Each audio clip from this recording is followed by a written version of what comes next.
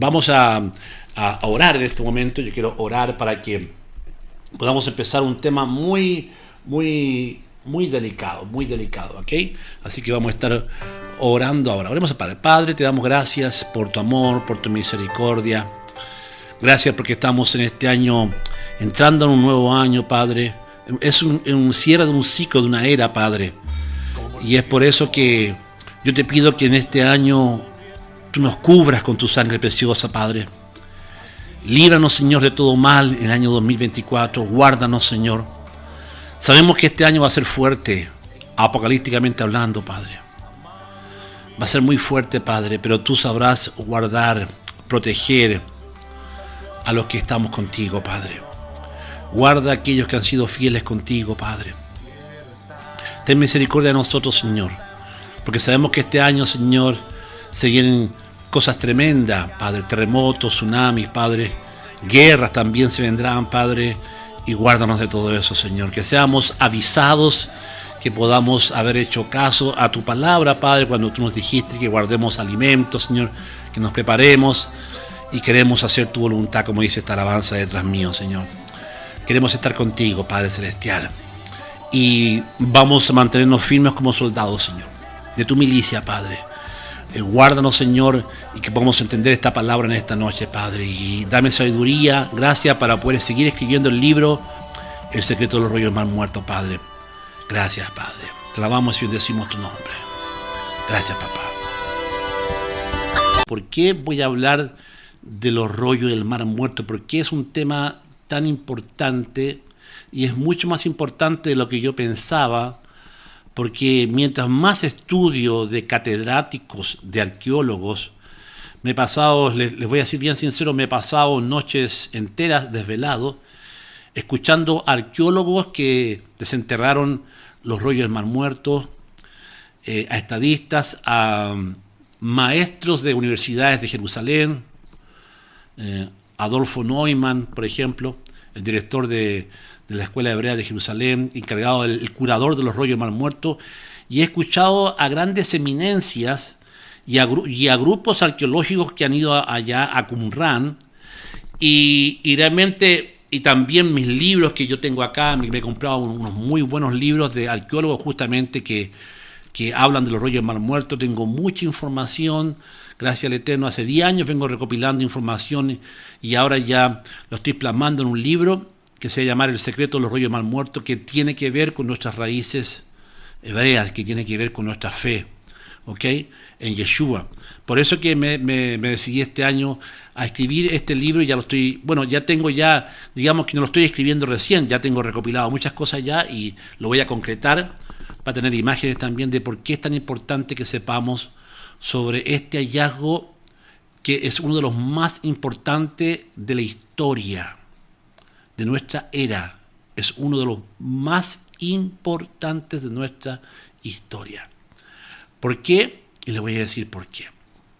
Porque ahí hay mucha información que pone en peligro el dogma del Vaticano, y también, no sé si poner en peligro o no, pero también, ¿cómo podría usarlo?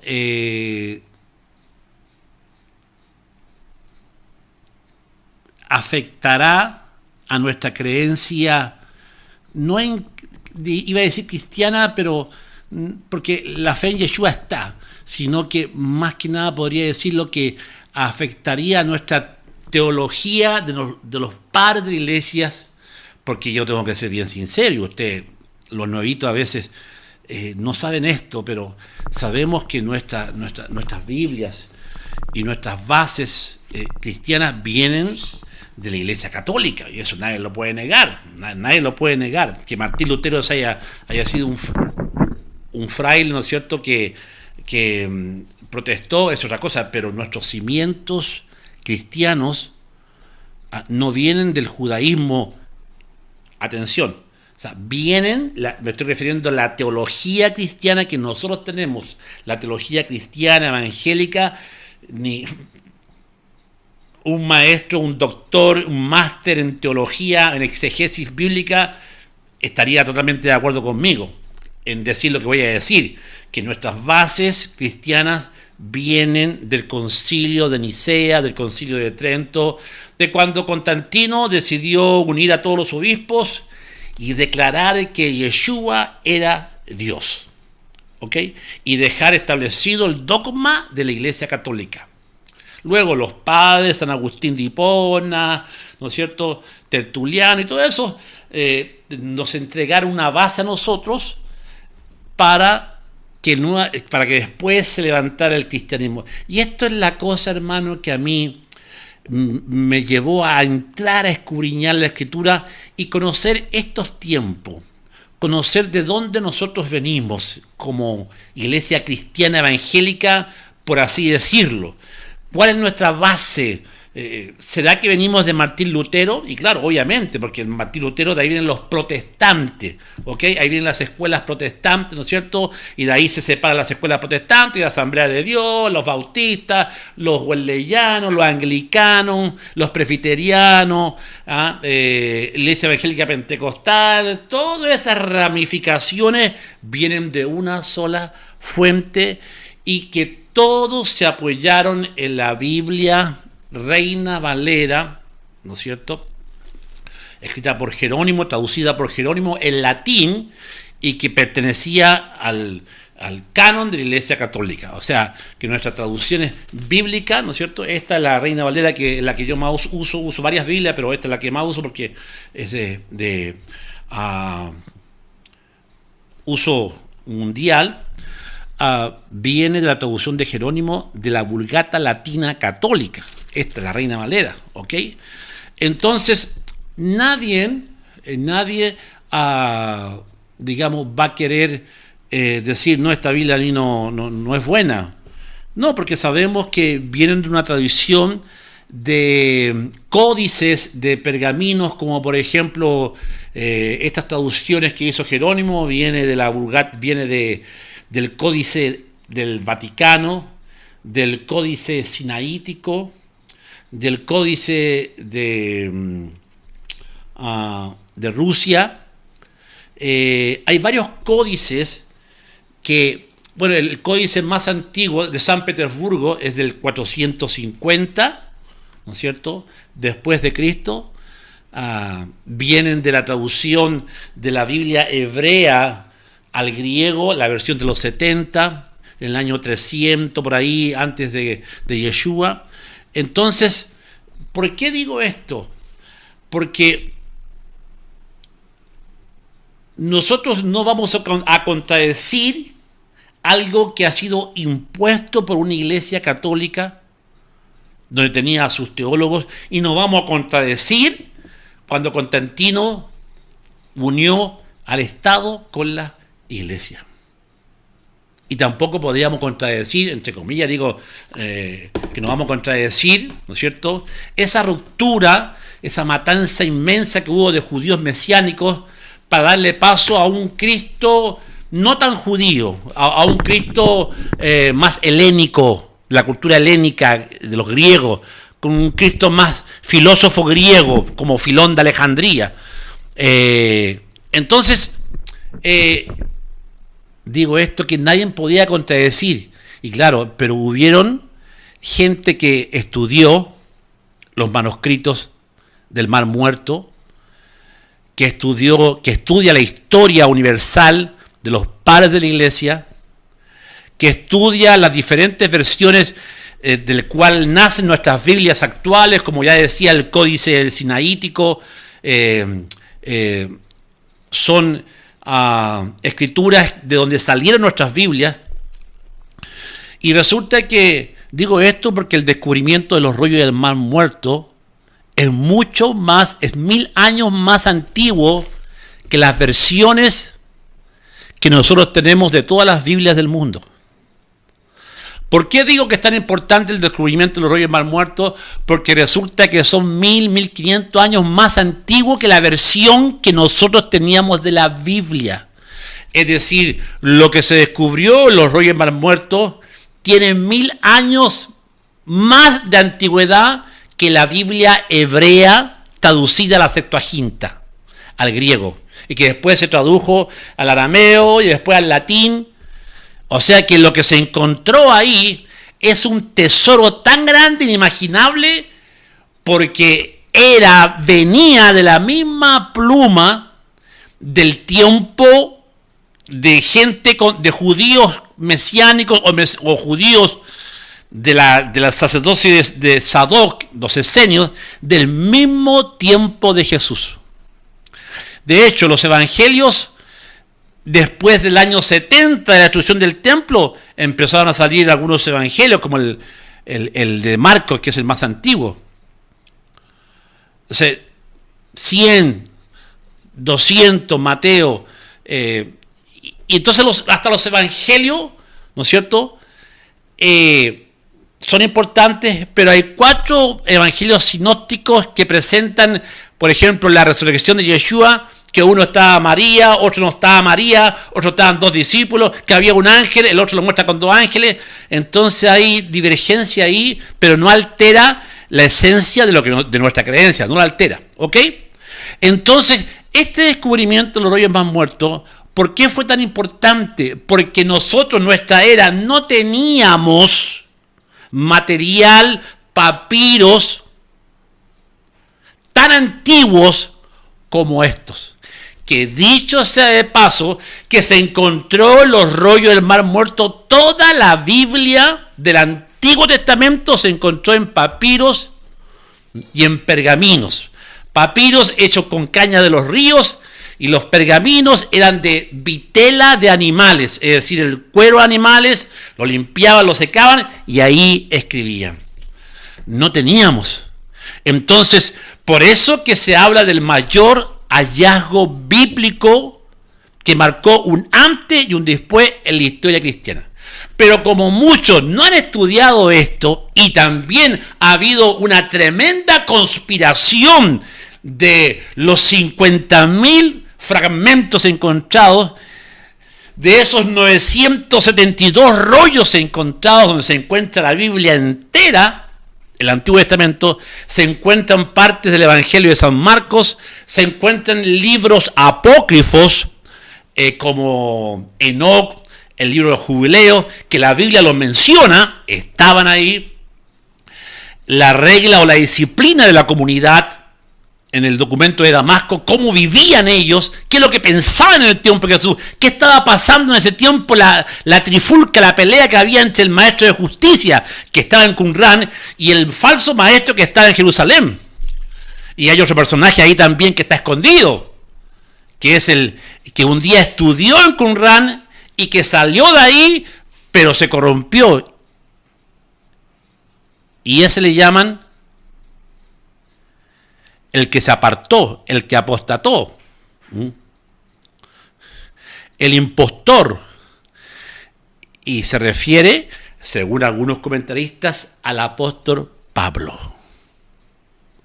¿Por qué Pablo habla tanto de honrar a las...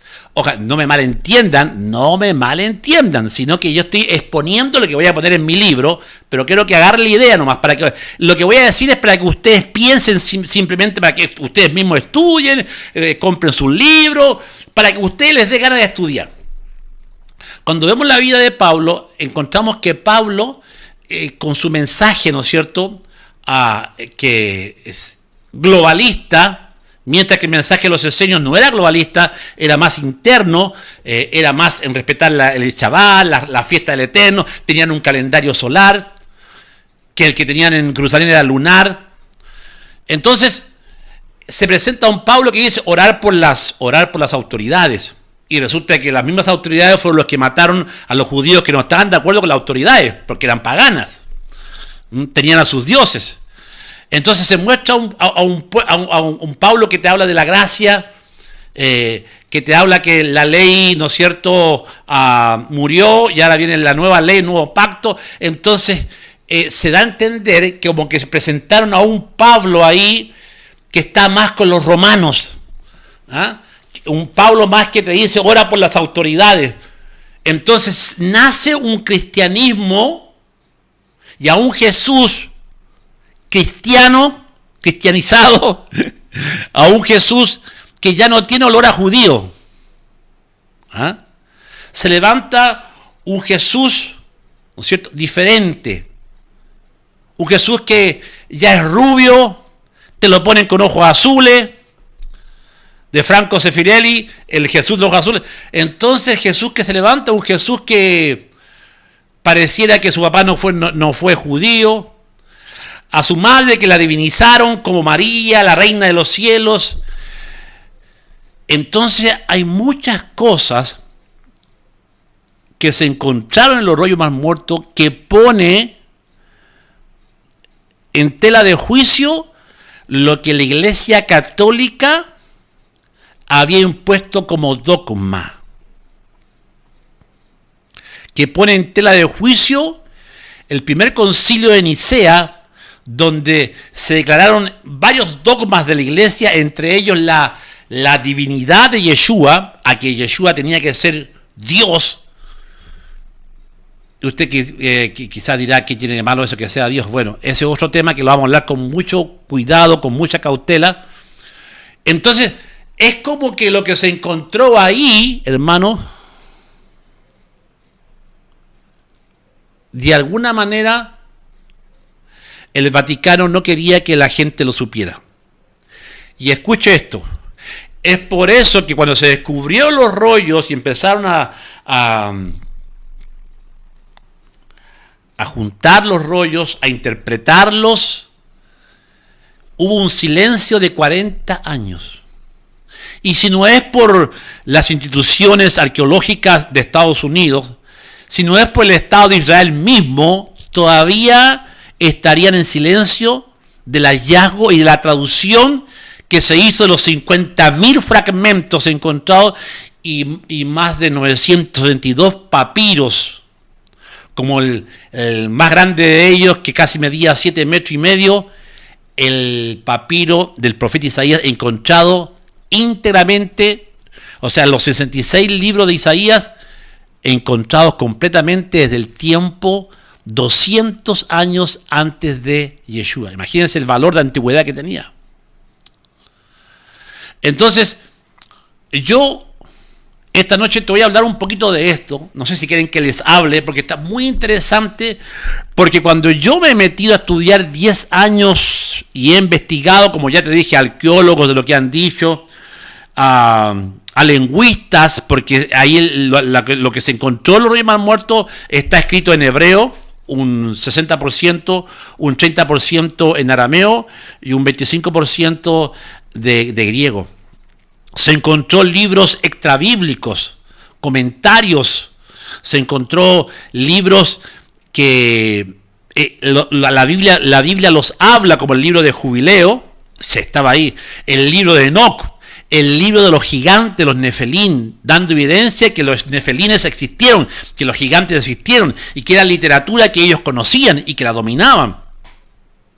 Y también se encuentra un papiro de cobre que habla de 60 lugares donde había un tesoro que prácticamente se calcula que eran 200 toneladas de oro.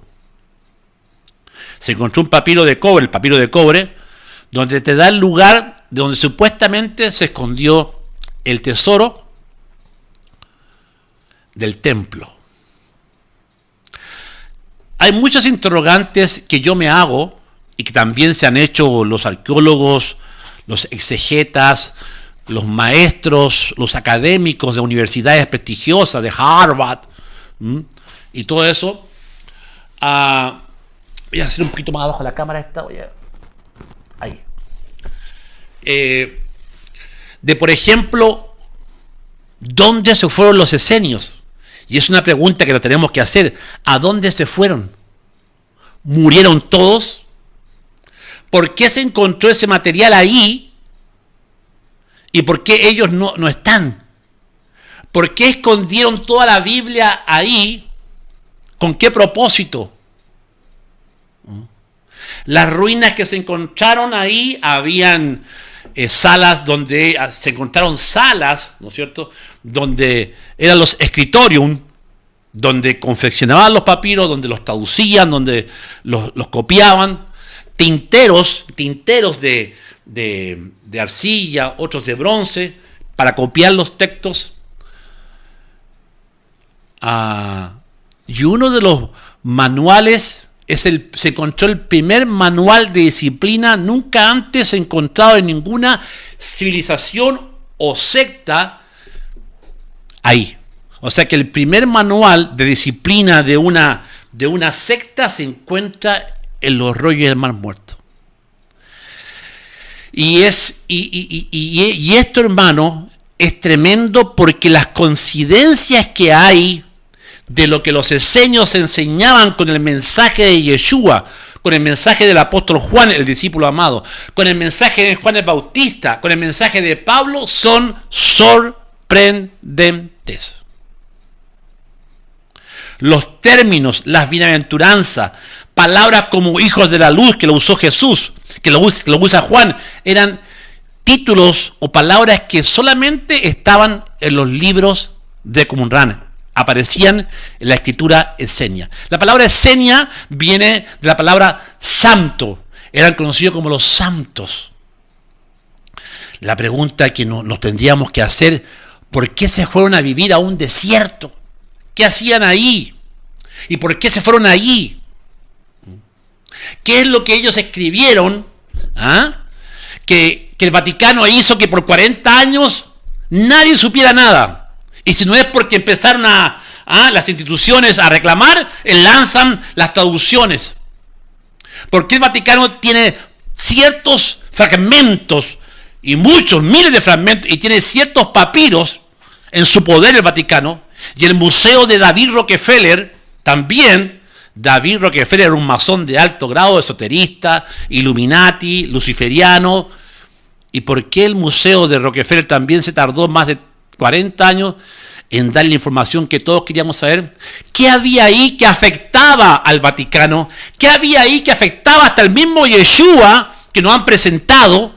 ¿Qué había ahí que afectaba a la cristiandad imperante o a la iglesia evangélica, asamblea? ¿Qué había ahí que afectaba a todo el cristianismo establecido o impuesto con un dogma o teológicamente? Por eso que el asunto es serio. Por eso que lo que se encontró en los rollos Mar Muerto afecta a la cristiandad. Claro que lo afecta. Afecta a la iglesia primitiva del primer siglo después de Yeshua. Afecta también a las cartas de Pablo. Obviamente. Entonces, ¿qué es lo que había ahí escrito del tiempo de Yeshua que el Vaticano no quería que el mundo lo supiera? ¿Sería que afectaría la doctrina misma del Vaticano? ¿Aló? ¿Están ahí? ¿Se dan cuenta de lo que estoy diciendo, que es algo muy fuerte? ¿Qué es lo que había ahí? ¿O quién era esta gente? Voy a estar hablando sobre esto. ¿Quieren que les hable un poquito más sobre esto? Porque les quiero pasar un PowerPoint ahora. Les voy a poner un PowerPoint para que ustedes vean que estamos bien preparados. Y lo voy a poner acá PowerPoint. Pero ¿quieren ustedes que le hable un poquito? Es muy interesante, hermano, esto. Ahora,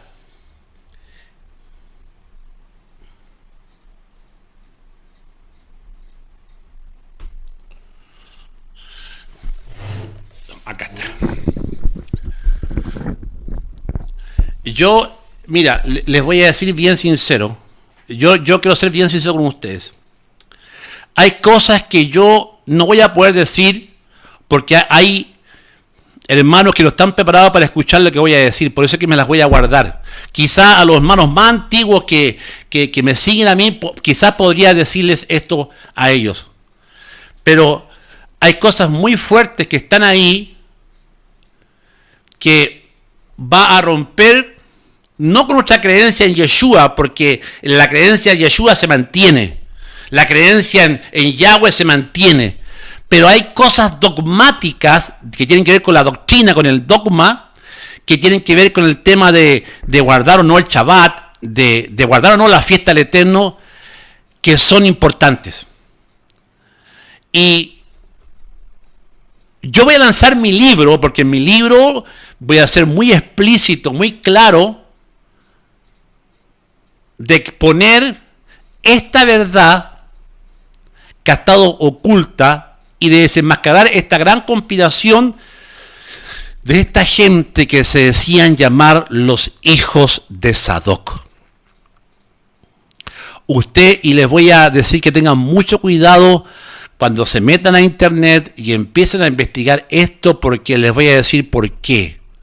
Y les voy a decir esto con todo mi corazón, y les voy a decir, cuando ustedes se metan a estudiar, porque van a encontrar documentales por arqueólogos que sí, eso se los recomiendo, documentales serios que solamente van a hablar de lo que encontraron, pero tengan cuidado cuando salga gente, por ejemplo, que no es un documental, sino gente que predica o que enseña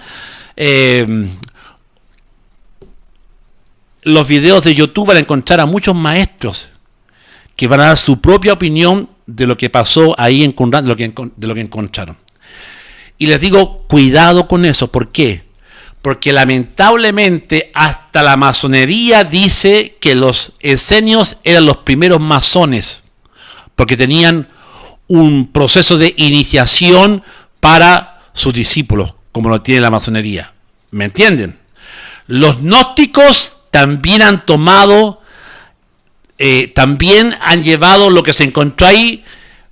Los gnósticos también se apoyan de este descubrimiento para fomentar la doctrina gnóstica. La New Era, la nueva era, también se apoya en este descubrimiento para fomentar la doctrina de la nueva era. ¿Ok? Los judíos ortodoxos también se apoyan acá, y te voy a decir que varias sectas a nivel mundial, esotéricas, escuchen, esotéricas, se apoyan en este descubrimiento. Por eso que yo he tenido mucho cuidado en lo que leo, en lo que estudio, y mi base es la palabra de Dios, es esto. Porque yo he llevado todo lo que he aprendido, lo he ratificado con la vida de Yeshua, con la vida de Juan el Bautista, con la vida del apóstol Pablo. Son 10 años de investigación, del cual he tenido mucho cuidado, porque hay documentales de gente académica que te lleva para otro lado, que te quiere hablar, por ejemplo, de que ese Jesús no existió, que Jesús simplemente fue un profeta, ¿ok? Que te van a hablar que los esenios tenían contacto con los extraterrestres, que los esenios era gente de poder, gente que hacía milagros, y cuál es la clave para sacar la prosperidad que tenían los esenios, etcétera, etcétera. No sé si me están comprendiendo.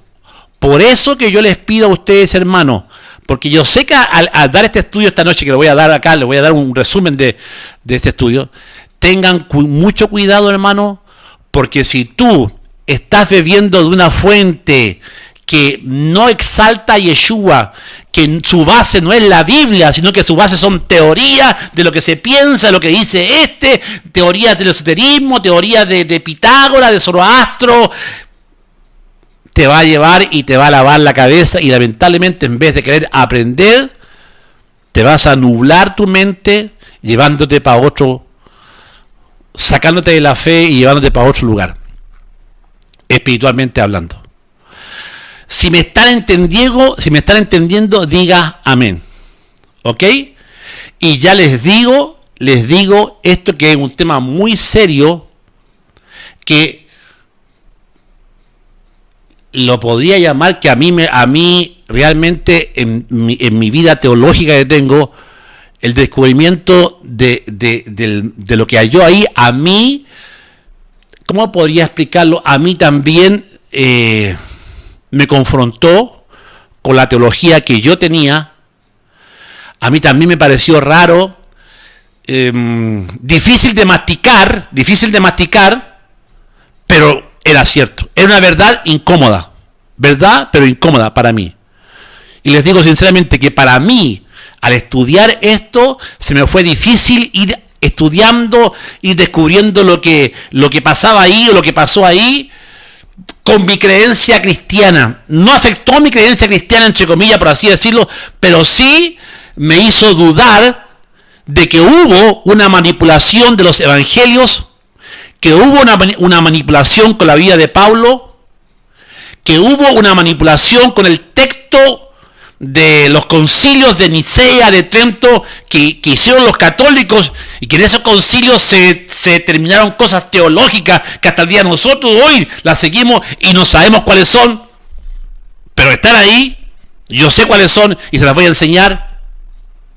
Entonces, decirles esto, que si usted, pastor, que me está escuchando, que si usted, líder, o si usted tiene ya un tiempo de 10 años en el Evangelio y ya entiende la palabra, si usted no le pide la sabiduría del Espíritu Santo, la paciencia del Espíritu Santo para que usted pueda comprender, o el discernimiento para discernir esto que se encontró aquí, puede afectar su creencia. Puede afectar su creencia religiosa. No digo que lo afecte en el sentido de que Jesús no existe, no. No digo en que pone en tela de juicio el ministerio de Yeshua. No me refiero a eso, porque aquí no estamos hablando de eso. No tiene nada que ver, ni tampoco de Yahweh, de Dios, no. Sino, más que nada diría yo, de dogmas que los tenemos ahora y dogmas que no tenían los esenios y tampoco tenían la iglesia primitiva. Como se nos ha querido ver que la iglesia cristiana viene de la iglesia primitiva, de cómo comenzó la iglesia cristiana. A eso quiero llegar. No sé si me están entendiendo, no sé si me logran entender lo que voy a decir. Por eso que esto le va a afectar, digamos, ve que nosotros venimos enseñados por un dogma, ¿verdad? Quizás tú aprendiste de tu pastor en tu iglesia, algunos estudiaron un seminario teológico y vienen con ese dogma fundamental de las raíces de nuestra iglesia cristiana, de nuestra fe, ¿ok?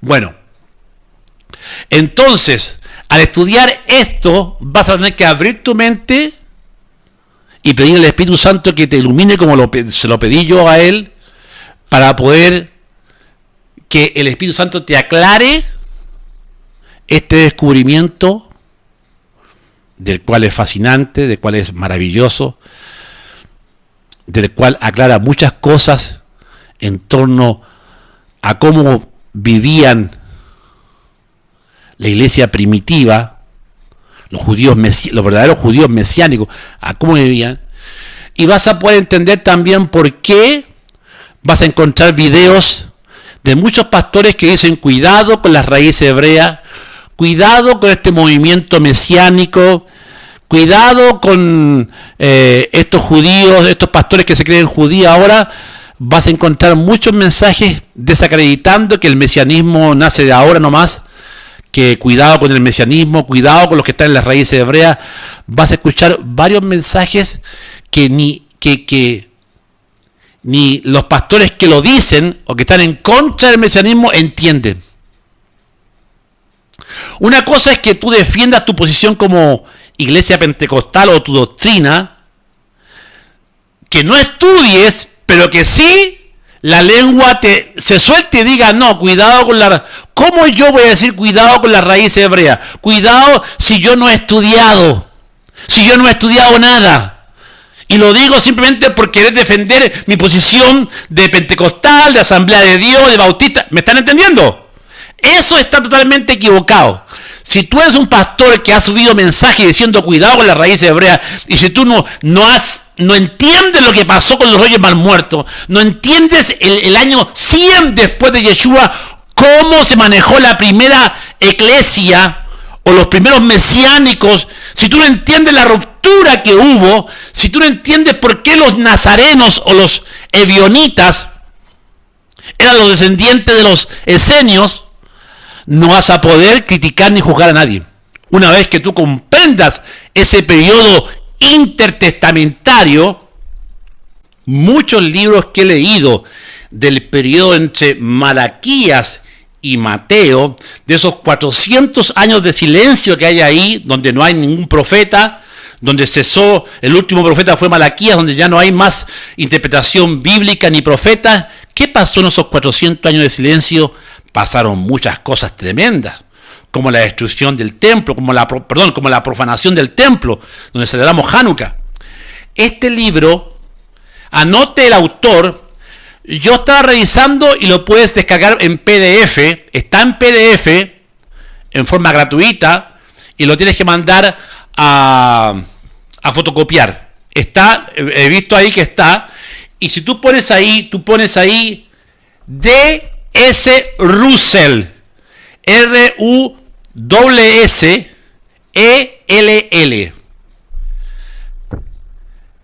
D.S. Russell, y se llama El periodo intertestamentario por D.S. Russell, con doble L final y con dos S, Russell. Este es una joyita, miren cómo está así de viejito, porque este es una joyita, hermano. Este libro sí que es una joyita. Su primera edición fue en el año 1973. Su primera edición. Y esta joyita te habla de qué es lo que pasó en ese periodo y de cómo Alejandro Magno, la cultura helénica, afectó al judaísmo de aquella época. Y también te habla de los rollos, por algo están los rollos ahí, te habla de los rollos del Mar Muerto. Te habla de los rollos del Mar Muerto.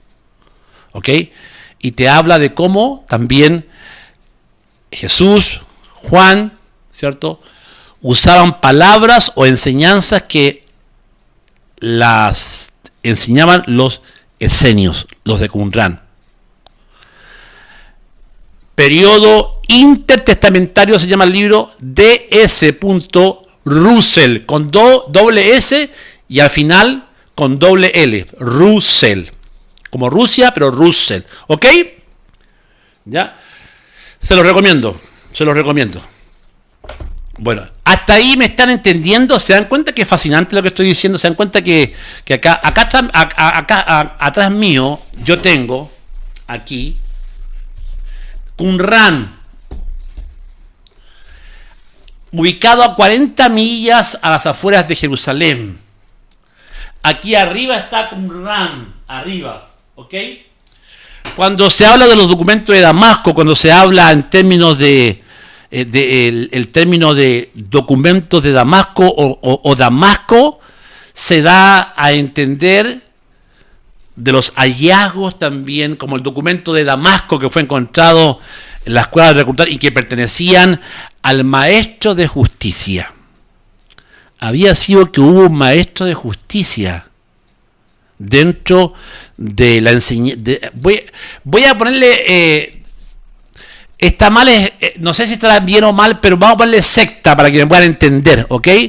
Claro, porque tenemos que entender que en el tiempo de Yeshua habían varias sectas. Estaba la secta de los celotes, la secta de los esenios, la secta de los saduceos, la secta de los fariseos, y estas eran escuelas de pensamiento, escuelas que giraban en torno a la interpretación de la Torá, del Antiguo Testamento. Eran escuelas de pensamiento que cada escuela obviamente tenían a sus rabinos, tenían a sus maestros exegetas, y estas escuelas jugaron un papel muy importante en el ministerio de Yeshua HaMashiach, en el ministerio de Jesús. Porque resulta que Jesús a los saduceos y a los fariseos los llamó generación de víboras. Resulta que Jesús entró al templo no a orar, entró al templo a saquear el templo, diciendo: vosotros habéis convertido la casa de mi padre en cueva de ladrones. Y resulta que los esenios ya sabían de esto. Y es por eso que cuando vieron la corrupción del templo, cuando vieron que los sacerdotes como Jonatán, de la línea de los macabeos del periodo 200 antes de Cristo, un tal Jonatán había comprado su sacerdocio para ser sacerdote en el templo. Y no pertenecía a la línea de sacerdotes, a las 24 castas sacerdotales que Dios había establecido en Levíticos. Entonces, resulta que este tal Jonatán era rey y sacerdote. y era un sacerdote que no pertenecía a la línea sacerdotal, entonces esta gente dijeron, así como Dios le habló a Moisés en el desierto, nosotros nos vamos al desierto. Si tú no comprendes esta parte de la historia, no vas a poder comprender por qué ellos se fueron a vivir al desierto y se proclamaron ser voz que clama en el desierto. Si tú no entiendes esto, no vas a poder entender por qué uno de los primeros papiros que encontraron, que fueron los 66 libros del profeta Isaías, completo en un rollo de 7 metros, cuando la abrieron, en primera columna estaba la palabra voz que clama en el desierto. Preparad el camino del Señor. Si tú no entiendes esto, no vas a poder entender por qué Juan el Bautista vivía prácticamente a metros de Qumran, o a cientos de metros, o póngale usted a 1 kilómetro. Si tú no entiendes esto, no vas a poder entender por qué cuando el Estado manda a matar, a perseguir a los padres de Juan el Bautista, ¿por qué a Juan el Bautista lo querían matar? ¿Y por qué los esenios que estaban a la orilla del Mar Muerto era una escuela de hijos de sacerdotes? ¡Wow! La enseñanza dada ahí era también exclusiva para los hijos de los sacerdotes. Y Juan el Bautista, que era hijo de un sacerdote de Jerusalén, que también fue guardado, protegido y enviado a ese lugar bajo pena de muerte.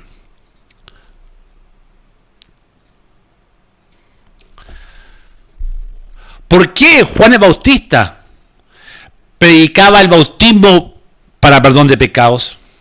¿Y por qué los esenios también hacían lo mismo? La purificación a través del bautismo. Y Juan hablaba de la purificación de los pecados a través del bautismo. ¿Por qué el maestro de justicia de los esenios decía enseñar que ellos eran la voz que clama en el desierto? ¿Y por qué ellos eran dignos de estar ahí y no estar en el templo? Porque ellos siempre habían sido fieles al mandato de la Torá. Si tú no entiendes esto, no vas a poder entender por qué Juan el Bautista comía miel silvestre, se vestía de piel de camello como se vestían los esenios. Entonces hay muchas coincidencias que nos hablan que Juan el Bautista fue educado, adiestrado, discipulado en esta comunidad de Qumran, a orillas del Mar Muerto.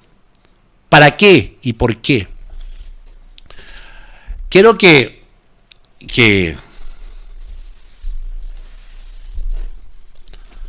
abra su Biblia. Ezequiel 44 da la respuesta a esto. Vayas a Ezequiel capítulo 44 y aquí encontramos algunas de las respuestas de por qué esta gente estaba ahí. Voy a sacar mis lentes un ratito.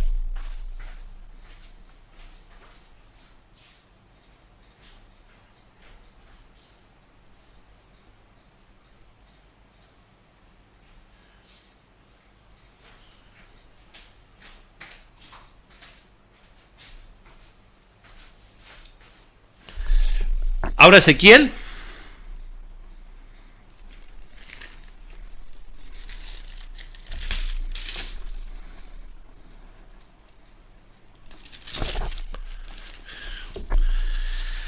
Ezequiel 44:15. Esto se pone bueno. Escuche bien. Ezequiel, el profeta de que vivió en un tiempo difícil, en un periodo donde el primer templo fue saqueado por los babilonios. Fue el profeta contemporáneo que avisó eso, que denunció el pecado de Israel. Y miren lo que Ezequiel escribe en Ezequiel 44:15. Mas los sacerdotes levitas, hijos de Sadoc, atención con esto, porque el papá de Juan el Bautista era de la sucesión, habían 24 castas sacerdotales de Aarón, y una que se mantuvo fiel cuando Absalón se rebela en contra de David. La mayoría de las 23 castas sacerdotales siguieron a Absalón.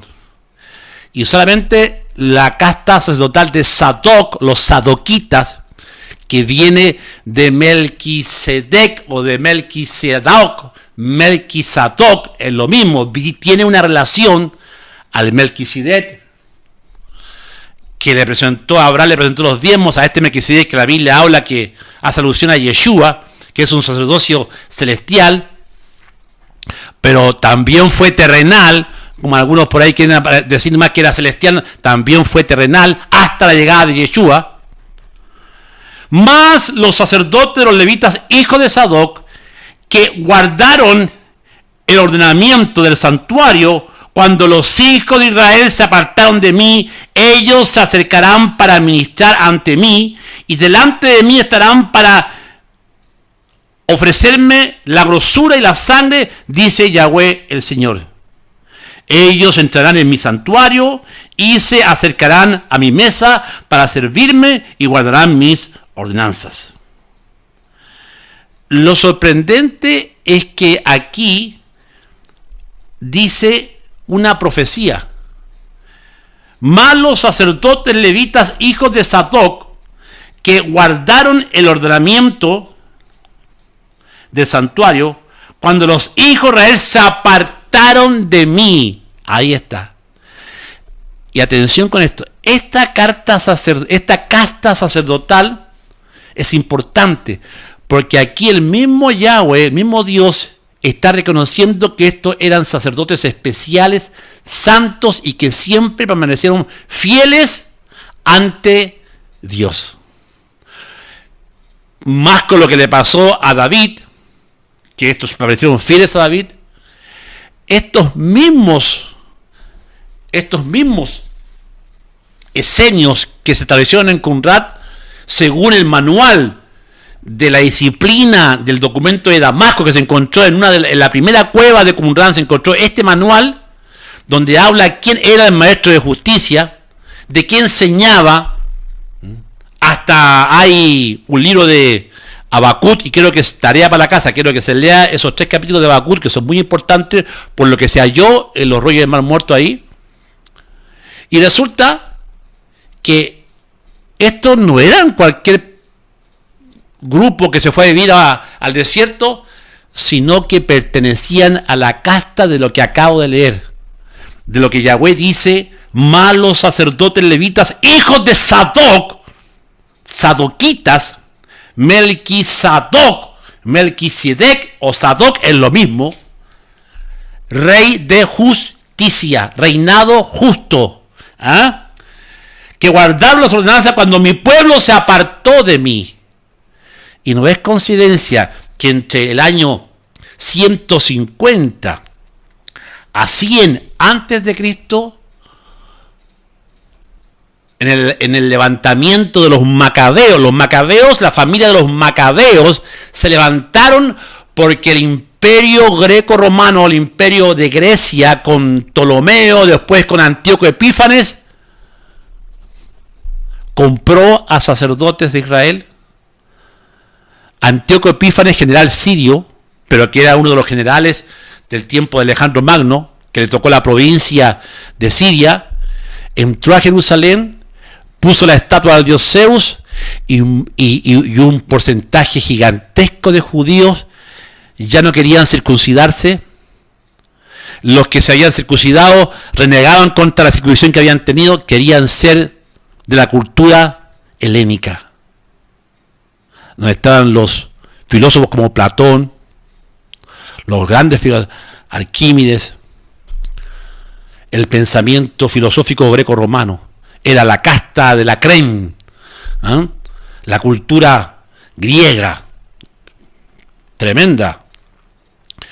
Entonces lo que pasó en ese tiempo, muchos lo desconocen. Fue un tiempo difícil donde, para hablarlo en términos sencillos, todo Israel se había mancillado y se habían casado con griegas, se habían casado con persas y se estaba perdiendo la línea sanguínea de la nación judía en cuanto al ADN y en cuanto a la sangre. Por eso que también en el libro de Esdras, cuando lee el libro, también reconoce que los que han venido ya venían mezclados, se habían mezclado con los moabitas, con las filisteas. Y Esdras dice eso en la Biblia, que tienen que recuperar ese linaje. ¿Me entienden? Entonces, estos hijos de Sadoc, estos esenios, fueron muy importantes, porque pertenecían a la línea sacerdotal que siempre se mantuvo fiel a Yahweh. Lo acabo de leer. Entonces, en ese periodo donde el 200 antes de Cristo hasta el 100 fue un periodo difícil, donde habían escuelas rabínicas y donde el reinado de Jerusalén y el sacerdocio pasaron a ser uno solo. Como Jonatán, que se proclamó rey, que no venía de la línea de David, se proclamó igual rey y compró el sacerdocio.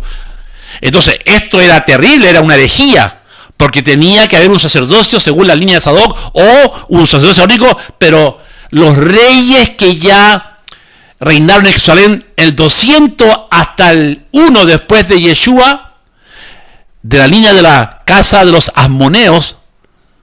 Por eso que después tenemos ahí una Herodes, el tetrarca, venían de esta línea de los macabeos, que se habían adueñado del templo, como ellos lo recuperaron, quisieron ser sacerdotes y reyes, y no les pertenecía a ellos. Entonces ahí hubo una discrepancia fuerte, y esta gente, a través de la línea de los sadoquitas, de los saduceos, porque también los saduceos tienen que ver con esto, se fueron a vivir, no aguantaron más, porque el templo se corrompió. Y por eso que tú entiendes que Yeshua baja a Jerusalén y dice, por un látigo empieza a dar vueltas porque los esenios enseñaban que el templo estaba corrompido y que el verdadero templo eran ellos. Y que el verdadero templo, por eso que Pablo, cuando dice vosotros sois templo del Espíritu Santo, ¿de dónde sacó prestado eso Pablo? Pablo lo tomó de las enseñanzas de los esenios, porque los esenios enseñaban que el cuerpo de ellos era templo del Espíritu, del Ruach HaKodesh. ¿De dónde Pablo habla del bautismo? ¿De dónde Juan el Bautista saca el bautismo? Los esenios se bautizaban 3 veces al día. Tenían un bautismo ritual de purificación. Encontraron las piscinas de purificación de ellos. Arriba. Jesús fue bautizado por Juan el Bautista. Ellos, los bienes, las riquezas, eran repartidas, hacían renunciar al iniciado, al discípulo, lo hacían renunciar a sus riquezas, pero esas riquezas ellos las tomaban y las repartían a los pobres. Por eso que no había ningún pobre entre ellos. La iglesia primitiva, ¿acaso el libro de Hechos no dice que tenían todas las cosas en común y que las riquezas también las compartían entre ellos? Entonces hay una conexión de la iglesia naciente, entre comillas, por así decirlo, con los esenios. ¿Acaso la iglesia primitiva no se reunía en casas? Y 150 años antes de eso, ya los esenios se reunían en casa, y por eso que le llamaban los sanadores, porque iban a las casas de los enfermos, de los pobres, le daban de comer y oraban, y los enfermos eran sanados. Por eso que en Jerusalén fueron tan importantes, que en Jerusalén hay una puerta que se llamó la puerta de los esenios. Entonces la pregunta que yo me hago entonces, ¿por qué ellos desaparecieron? Porque en el concilio de Nicea se quemaron, más la biblioteca de Alejandría, se quemaron todos los libros pertenecientes, los manuales, los escritos que hablaban de esto. Pero, en honor a la verdad, nos quedó historiadores como Flavio Josefo en el tomo 2 de la Guerra de los Judíos, que habla 2 capítulos extensos de ellos, prácticamente habla muy bien de ellos, Plino el Viejo, historiador, también habla de ellos, y varios, como 4 autores del periodo de Flavio Josefo, hablan de cómo eran los esenios. Cuando Jesús le dice al joven rico, el rico le dice, guarda los mandamientos, y esto lo he guardado desde mi niñez, dice. Y Jesús le dice al joven rico, pero algo te falta, ve, tu plata, entrégasela a los pobres y sígueme. Y dice la Biblia que el joven rico se entristeció y no le siguió porque tenía mucho dinero. ¿Por qué Yeshua dijo eso? ¿Acaso los esenios no enseñaban eso mismo? ¡Wow!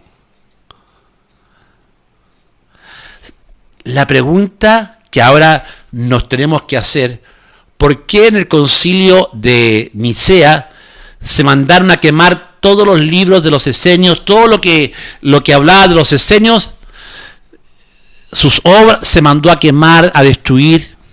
¿Por qué el Vaticano tardó más de 40 años bajo presión del Estado de Israel, bajo presión de escuelas arqueológicas, revelar lo que ya habían encontrado hace 40 años? No estaban revelando, no estaban diciendo qué es lo que eran los rollos del Mar Muerto, que decían.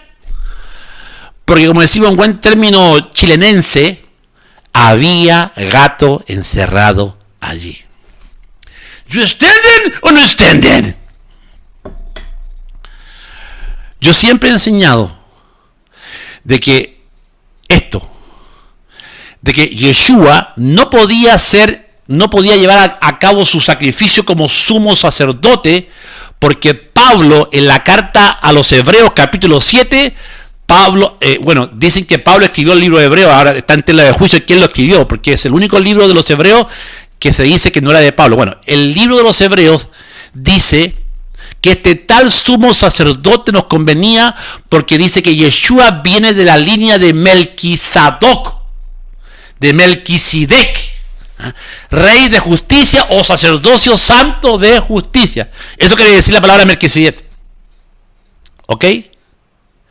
Pero para que él muriera como el sacerdocio o como el verdadero sacerdocio, no podían haber 2 sacerdotes en Jerusalén.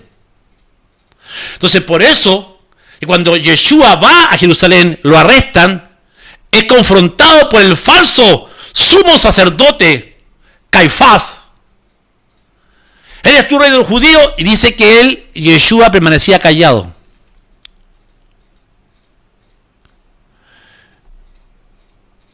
Y cuando le dice, eres tú dices que tú eres el Hijo del Dios viviente, ¿eres tú el Hijo de Dios? Y Yeshua le dice, tú lo has dicho. Ahora verás al Hijo del Hombre, viniendo en las nubes en poder y gran gloria. Cuando la Biblia dice que Yeshua le dijo esto al sumo sacerdote, tienes que entender que Yeshua no podía morir en la cruz sin antes sacar de en medio o denunciar o anular a ese sacerdocio falso que está en Israel. Él tenía que anularlo, tenía que desenmascararlo. ¿Y saben cómo Yeshua anuló ese falso sacerdocio? Porque Yeshua, el papá de Juan el Bautista, pertenecía al sacerdocio de Sadoc. Por lo tanto, Juan el Bautista venía de la casta sacerdotal de los hijos de Sadoc, de Melquisedec, porque esa es la palabra correcta, no es Melquisedec, es Melquisedec. Juan el Bautista estudió con los esenios, y Juan el Bautista es el que le pone la mano encima, y Juan el Bautista traspasa el ministerio de Melquisedec a Yeshua. Y por eso que cuando no piensa que Yeshua se bautizó por bautizarse, a la edad que se bautizó, era la edad de ese bautismo, significaba la comprobación de su rabinato. Es decir, que todos los maestros rabínicos, cuando se gradúan, se graduaban en un bautismo en agua. Y cuando Juan el Bautista lo gradúa, dice que descendió una voz en el cielo: este es mi Hijo amado. O sea, el Padre está reconociendo a su propio Hijo, del cual tengo complacencia. O sea, que el bautismo pasó algo. Dice que descendió del cielo el Ruach HaKodesh y invistió a Yeshua HaMashiach. La presencia de su Padre vino a Yeshua, ratificando que el sacerdocio, ratificando que la oración que estaba haciendo Juan el Bautista, ratificando que el traspaso de sacerdocio ahora era el Yeshua HaMashiach. Y cuando el sacerdocio Caifás le dice, eres tú, ahora le das al Hijo del Hombre, dice que la Biblia que él se rompió su vestidura. Y el libro levítico es claro, dice que todo sacerdote que magullare su vestidura santa era descalificado, hasta podía ser muerto. Yeshua literalmente, espiritualmente mata a ese sacerdote, en vida lo mata, porque él se rajó, se enojó y rajó algo que no podía rajarse, porque su vestidura era sagrada, santa, y él se rasgó, dice, ha blasfemado, y el que había blasfemado era él. Esto muchos no lo saben, porque tenés que descubrirlos. Yo lo descubrí leyendo. Yo lo descubrí, hermano, quemándome las pestañas en la arqueología, en la Biblia. Este es un misterio, un secreto que estaba ahí. Pero ese remanente Yahweh lo guardó para que no fuese contaminado con la casta repudiable que Yeshua le llamó generación de víboras. Se entiende mejor ahora cómo Yahweh guardó a un grupo en una escuela especial para que en esa escuela fuera instruido. No se sabe nada de la infancia de Yeshua, ¿verdad? Y resulta que José, el papá de Yeshua, José, carpintero, se encontraban evidencias que pertenecía a esta orden de los esenios. En su juventud perteneció. Aló.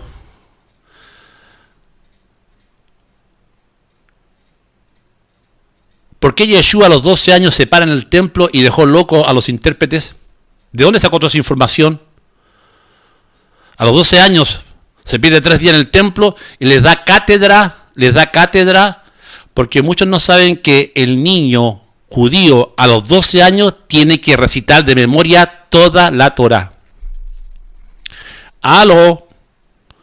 Que lo que Yeshua va a hacer en el templo era un ritual donde el niño era proclamado judío de raza, de sangre, pero siempre y cuando se supiera de memoria su esencia bíblica del hebreo, la Torá.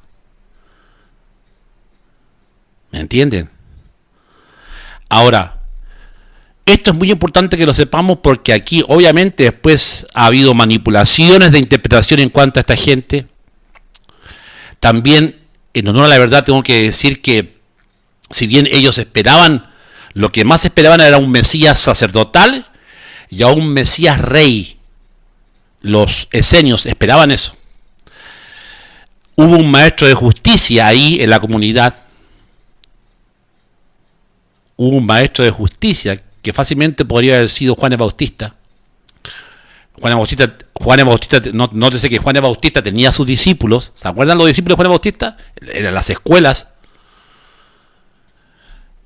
Entonces, es importante este hallazgo. ¿Por qué? Porque si logramos entender que hubo una gente que se santificó hasta lo sumo estudiando la Torá, que se santificó hasta en las comidas porque eran vegetarianos, tenían el menú kosher de Levíticos 11, no comían porquería, gente de muy bien aspecto, hasta su aliento era dulce, un aliento de perfume, porque no comían comida chatarra, hasta el sudor no era hediondo. Dice ahí un papiro, un documento que se encontró, que cuando ellos iban a hacer sus necesidades, como por ejemplo hacer pipí, era cristalino como el río. ¿Qué quiere decir? Que su cuerpo no estaba con toxinas, no había nada raro. Gente que caminaba, gente con una buena salud. ¿Por qué? Porque ellos guardaban el Shabbat, celebraban las fiestas del Eterno, se decían ser los hijos de Sadoc, creían que su cuerpo era el templo del Espíritu Santo, y lo era.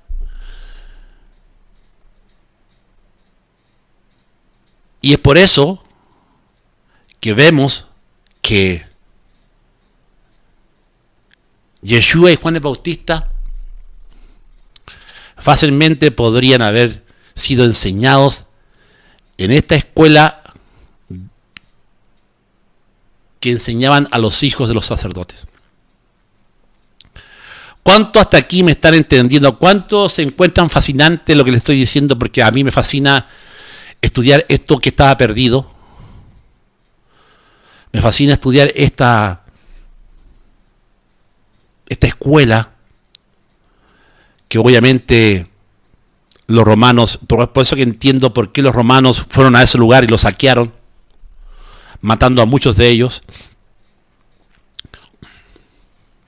Saben que en el año 67, después de Yeshua, Vespasiano toma el poder y Tito, su hijo, va a aplacar la rebelión judía.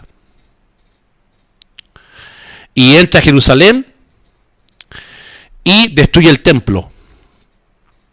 Pero en el año 67 ya empieza el primer vestigio que los romanos van a orilla del Mar Muerto y suben hasta Qumrán, matando a gran mayoría de los esenios.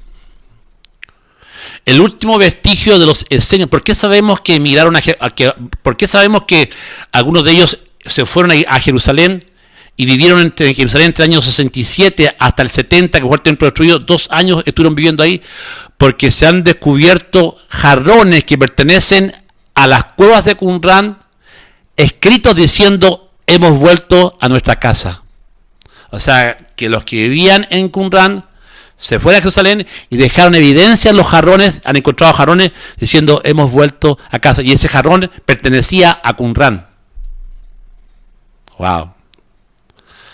¿Por qué sabemos que en el año 73, en Masada, el último bastión de resistencia judía, por así decirlo, era ese monte, esa montaña que arriba tenían unos emplazamientos que Herodes había mandado a hacer y lo tomaron ellos? Y resulta que en Masada arriba encontraron jarrones de Qumrán, literatura de Qumrán, y es decir que un gran grupo de esenios se fue a vivir arriba en Masada. Tenían ahí una escuela, tenían un escritorium, pero que también los romanos llegaron ahí. Pero les tengo que decir una cosa: ellos no desaparecieron, porque hay una parte oscura, hay una parte que no se enseña en los seminarios teológicos, y que es la vida de los nazarenos y la vida de los ebionitas.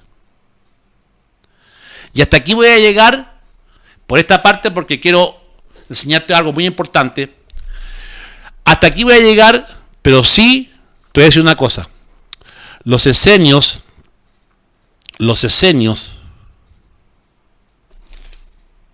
pasaron a ser llamados los nazarenos y los ebionitas. La palabra ebionita quiere decir pobreza. Los nazarenos hacían votos de castidad y los ebionitas también hacían votos de pobreza, como lo tenían los esenios.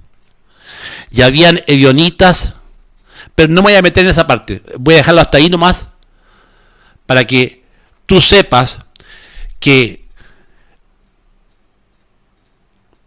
ha sido manipulado la parte de la iglesia, la iglesia que nace en Pentecostés, cayó el Espíritu Santo y que que esos gentiles se convierten al cristianismo.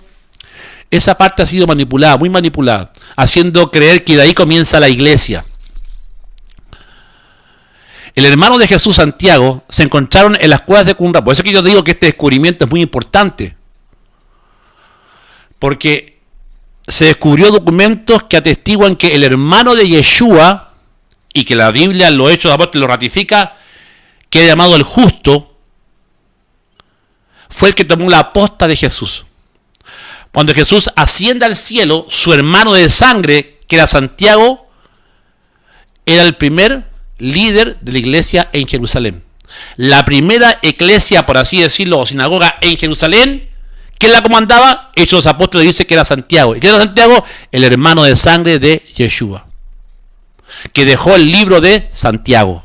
Léalo. ¿Y qué dice el libro de Santiago? El libro de Santiago, algunos no lo quieren, porque lo que más habla es una apología a la Torá. Santiago siguió con las enseñanzas de Yeshua, y Santiago no habló de una gracia, no habló de un nuevo pacto, no habló que la ley se fue abolida. Lo que más defendió Santiago fue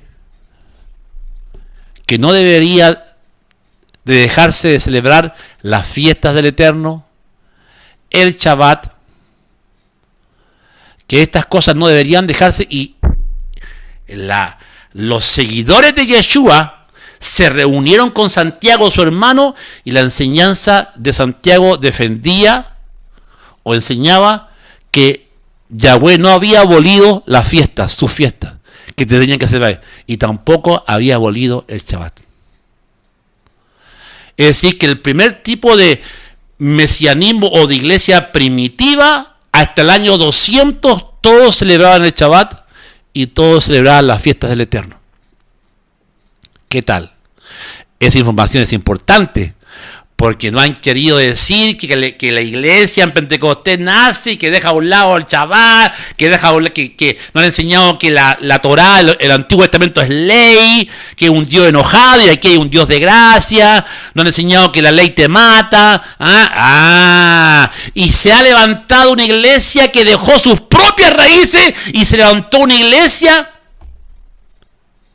que predica a un Jesús más griego que judío, con ojos azules, rubio,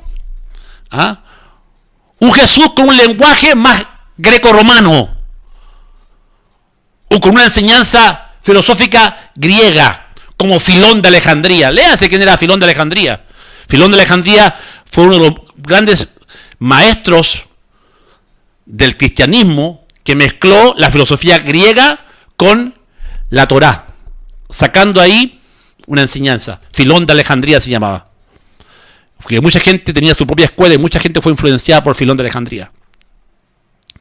Entonces, hermano, si un pastor no entiende lo que yo estoy enseñando de si no se pone a escudriñar esto, hermano, no va a poder tener la verdad completa de cómo nace el mesianismo puro. Que prácticamente el término iglesia o la iglesia no reemplazó a los judíos, como no han querido hacer ver a través de la teología del reemplazo, donde la iglesia reemplazó al pueblo judío. No. Entonces hay verdades que están ahí, que Yeshua nunca dijo no practiquen las fiestas, no enseñen las fiestas del Eterno, no celebren, nunca dijo eso. El hermano según los comentarios de la escuela secundaria, el hermano de Jesús, Santiago, siguió enseñando lo mismo que enseñó Yeshua. Yo soy el Señor del Shabbat. Por eso, hermano, que a mí me podrán decir que yo me fui para otro lado, que yo me creo judío, hermano, cuando tú sabes que estas verdades han sido tapadas. Y cuando tú lees Isaías 56:6, que dice que todo extranjero que abrazare mi Torá, que guardase el Shabbat, que no profane mi nombre, lo recrearé y lo bendeciré. Le está diciendo al extranjero, no al judío, que guarde el Shabbat, lo bendeciré. Entonces aquí es un tema de ser bendecido. Que aparte de obedecer, el Padre te bendice por esa obediencia. ¡Wow! Si tú no entiendes lo que pasó en este periodo y has sido manipulado por el dogma de que la iglesia comienza ahí en Pentecostés, cayó el Espíritu Santo, y los gentiles, hermano, ¿qué gentiles? Eran todos judíos los que estaban ahí. Y los judíos que estaban ahí eran judíos que habían sido despatriados del Ponto, del Pinfín. Eran judíos.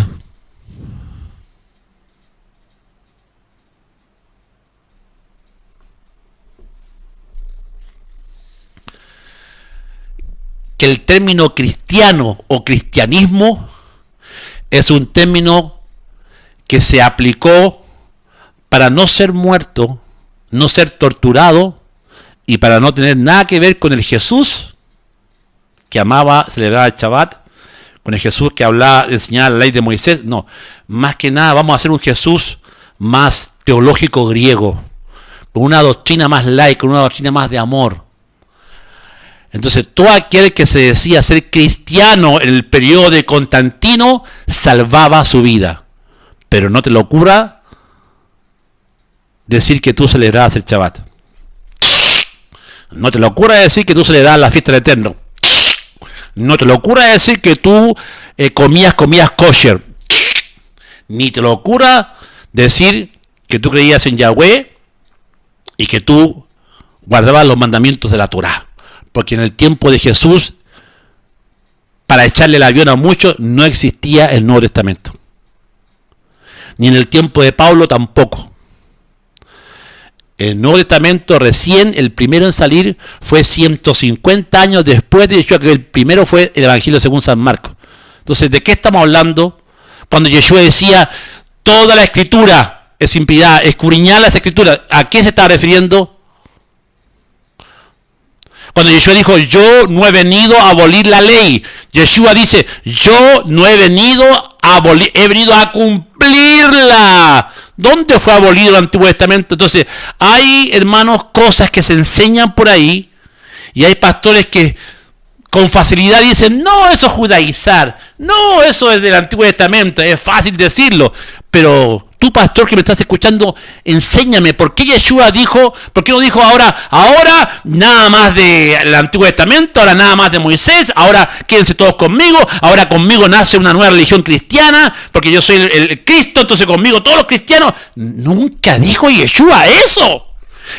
Al contrario, dijo, yo soy el Señor del Shabbat. Yo soy tu verdadero descanso. Yeshua dijo, yo no he venido a abolir la ley, a cumplirla. Entonces hay contradicción, hermano. Hay una tremenda contradicción de lo que Jesús dice, que tenemos que Él viene a cumplir la ley. ¿Cuál ley? La que tenía ahí. ¿Cuál es? La única. El Antiguo Testamento, por así decirlo, para que me entiendan los nuevitos. La Torá. No había Nuevo Testamento. Jesús no andaba con el Jesús. ¿Sabe qué? Hay gente, hermano, que piensa que Jesús tenía el papiro de Mateo, que Jesús andaba con el papiro de San Lucas, con el papiro de Marcos. ¿Qué papiro? No, que Jesús andaba con la mano con el Evangelio. Hermano, es gente que obviamente hay evangelios que fueron manipulados por el concilio de Nicea, obviamente. Pero los 4 evangelios sinópticos, cada uno lo ve diferente. ¿Y por qué eso?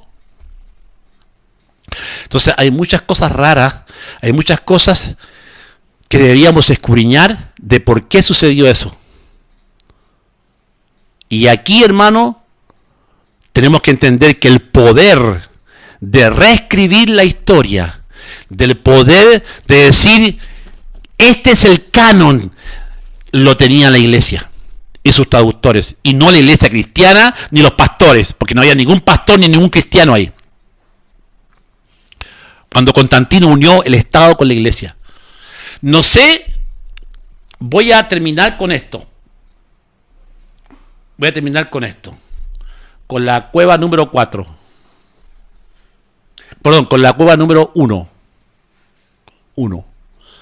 Hermano, ¿me están entendiendo? Por eso que, hermano, que es un tema candente, es una verdad incómoda que está escondida, y es por eso que lo que se descubrió con los rollos mal muertos, el Vaticano no quería que la gente lo supiera. Porque atenta contra el dogma. ¿Cuál dogma? De decir que no celebres el Shabbat, no celebres la fiesta del Eterno, porque eso es de los judíos, eso es ley que mata.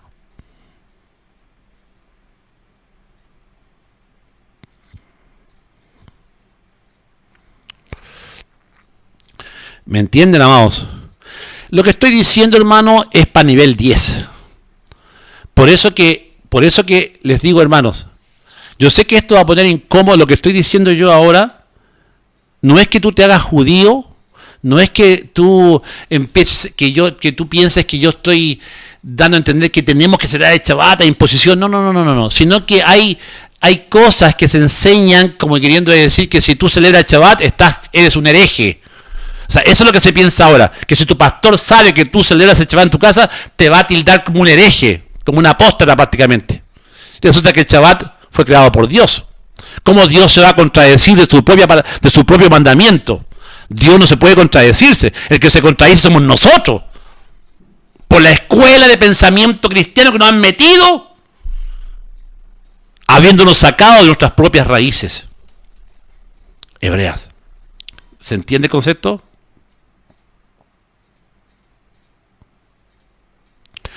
Entonces, yo sé que ahí están comentando y les voy a decir una cosa. Mira, lo que yo estoy enseñando son aproximadamente 10 años de investigación. Y a mí no me afecta, hermano, que usted no crea. Usted está en todo su derecho de tener su propio cassette o CD mental de lo que te enseñó tu pastor y de seguir creyendo o enseñando lo que se traspasó a ti de generación en generación y no haber estudiado esto. Si tú quieres seguir con ese pensamiento teológico que te enseñaron, está bien, sigue, pero no tienes el poder ni la facultad de juzgar al que lo ha estudiado y al que piensa diferente que tú. No puedes juzgar. Y tampoco puedes meter en tu bolsita a los que están aquí y decirle no está bien lo que el pastor está diciendo. No tienes ningún poder ni autoridad para hacerlo. Porque en primer lugar, este no es tu canal, te has metido acá. Y en segundo lugar, es porque tú no puedes hacer un debate de algo que tú no has estudiado. Lo que estoy enseñando yo aquí lo he estudiado por 10 años. Ya dije, con arqueología, con toda la recopilación de gente profesional, eruditos, que encontraron los libros y que ahora están saliendo a la luz, recién ahora. Entonces tú no puedes juzgar a nadie si tú no tienes conocimiento de este periodo intertestamentario, si tú no tienes conocimiento de lo que pasó en esos años. No puedes juzgar, tienes que quedarte calladito, aprender, a reflexionar y a sacar tus propias conclusiones y a estudiar tú mismo, obviamente, de esto. En la cueva número 1, que fue el primer descubrimiento que se hizo, con esto termino, se encontraron 7 rollos de un pastor. Se dice que fue un pastor que andaba buscando una ovejita, pero esa versión es como la versión de Sueño, la versión más popular, pero yo no creo que fue un pastor, porque es como para darle más vida a la narración de cómo se encontraron los rollos. Y la verdad que del año hemos descubierto en nuestras investigaciones que pastores beduinos, usted sabe que las cabras, las ovejas, le gusta andar. Es impresionante como las cabras andan por los peñascos y andan por laderas que tú dices, oye, ¿cómo está ese animal ahí? Mira, en un precipicio, en un barranco, hay una cabra ahí, ¿sí o no? Yo he visto eso, las pezuñas que tienen están preparadas para eso. Bueno, esto en Israel, de lo que el pastor tiró una piedrita y rompió una... Quédese con esa visión, pero siendo más realista, de los años se descubrió que de los años 1940 ya pastores beduinos que conocían bien el lugar, durmiendo para no dormir en la intemperie y durmiendo en cuevas, se toparon con estos hallazgos, sobre todo en las cuevas de Qumran, y que muchos pastores conocían estas cuevas y que muchos pastores, no es que tanto un pastor andaba buscando una ovejita, tiene una piel, no, sino que los pastores beduinos conocían bien, dormían muchas veces ahí, y cuando descubrieron que esos hallazgos valían oro, empezaron a vender estos papiros. De hecho, hay papiros que fueron vendidos a obispos de aquel entonces, esta primera gamada de 7 libros, de 7 papiros que encontraron, con decirte que fueron a parar hasta Estados Unidos, con decirte que en el diario Times apareció la venta de 4 pergaminos que se vendían en Estados Unidos y que eran los rollos del Mar Muerto, que otros fueron vendidos para coleccionistas que pagaron $250,000 hasta que el Estado de Israel recuperó eso. Y estos 7 rollos, 1, 2, pertenecían al libro completo de Isaías, los 66 capítulos de Isaías.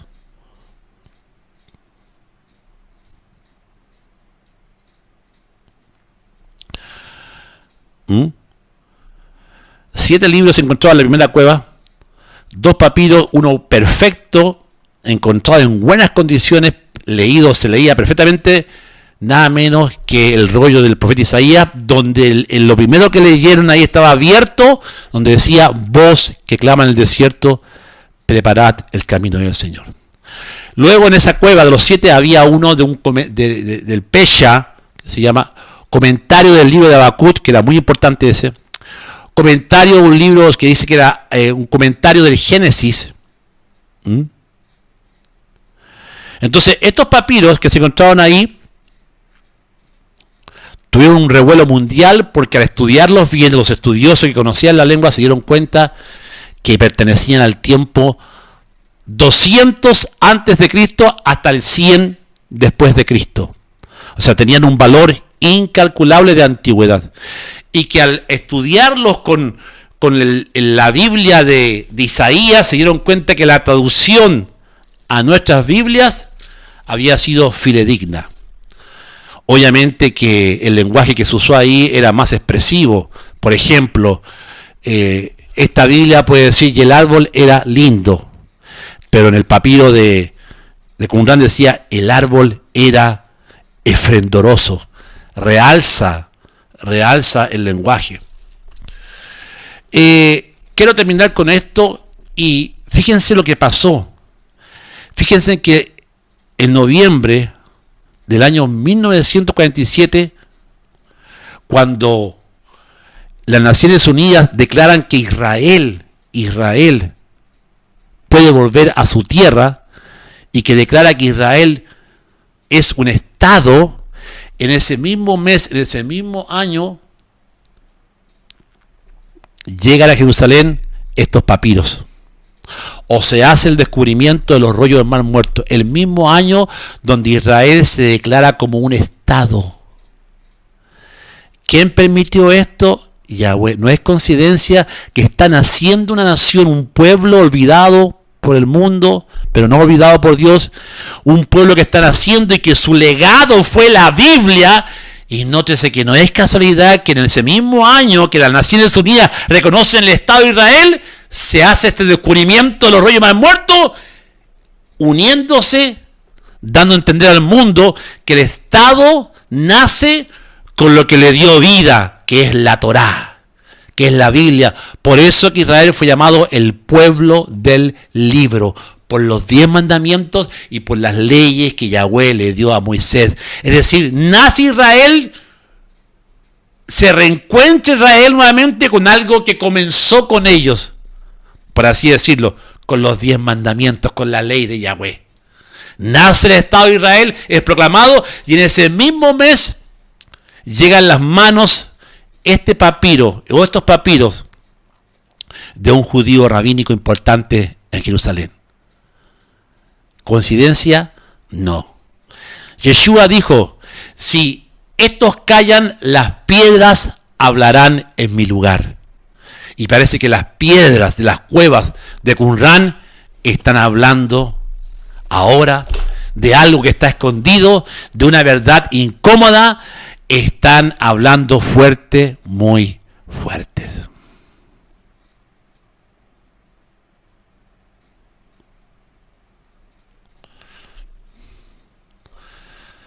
Ahora, veo que ahí, como es un tema candente esto, veo que hay una discusión entre Pablo, que Pablo afirma la ley. Bueno, no se metan en eso, hermanos, porque sabemos muy bien lo que Pablo quiso decir.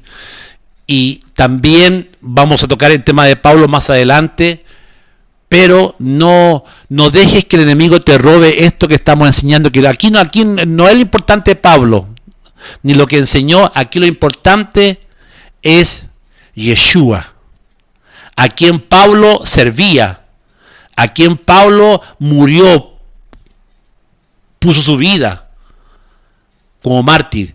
¿Quién? Yeshua HaMashiach y su casta sacerdotal como hijo de Melquisedec. Eso es lo más importante. No se vaya por otro lado de que Pablo, que la ley, no. Hermano, eso va a ser tema de debate para toda la vida. Hasta que Yeshua venga y nos diga, ¿saben qué? Mira, ahí está Pablo, conócelo. Lo que ahora miramos oscuramente, el mismo Pablo lo dice, será aclarado con Yeshua. Así que no pierda tiempo, hermano, de discutir que Pablo si la ley, si no habló, que no pierda, hermano. No se aparte del tema. Lo más importante es esto. De esta verdad que nos han querido robar, de esta verdad que ha sido tapada, de esta verdad que es incómoda y que nos dice que el cristianismo puro no era el que a ti te enseñaron. No era el que nació en Pentecostés y habló en lengua, no. Sino que el cristianismo puro estaba reflejado en aquellos que habían recibido a Yeshua HaMashiach, lo habían reconocido como su Mesías y que seguían respetando, obedeciendo y guardando los mandamientos de Yahweh.